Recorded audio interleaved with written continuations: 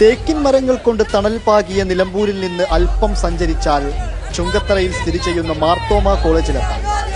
നിലമ്പൂരിലെ LDF സ്ഥാനാർത്ഥി M. Swaraj ആ കലാലയമുറ്റത്തേക്ക് ഒരിക്കൽ കൂടി എത്തുമ്പോൾ ഓർത്തെടുത്തു പറയുന്നതെല്ലാം ആ മനോഹരമായ പ്രീ ഡിഗ്രി കാലത്തെക്കുറിച്ചാണ്. 31 വർഷങ്ങൾക്ക് മുമ്പാണ് ഈ കോളേജിലേക്ക് ആദ്യമായിട്ട് വരുന്നത്.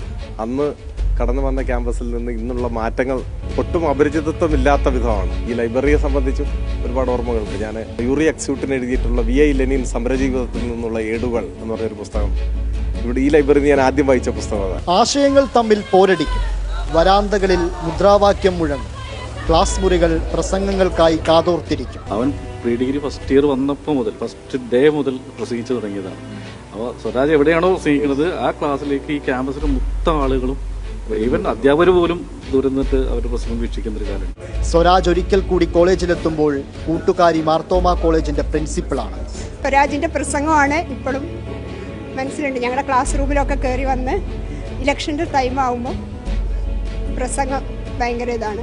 90കളിൽ നടന്ന വിദ്യാർത്ഥി സമരങ്ങളും സംവാദങ്ങളും മൂർച്ചയേറിയ വാക്കുകളിൽ ഒരുക്കിയെടുത്ത പ്രസംഗവുമെല്ലാം ഇന്നലെ കഴിഞ്ഞ പോലെയാണ് സ്വരാജ് ഓർമ്മിച്ചെടുക്കുന്നത്. നല്ല രാഷ്ട്രീയക്കാരൻ, നല്ല വിദ്യാർത്ഥി, നല്ല പ്രാസംഗികൻ, ഇങ്ങനെയാണ് ആ ക്യാമ്പസ് കാലം സ്വരാജിനെ ഓർക്കുന്നത്.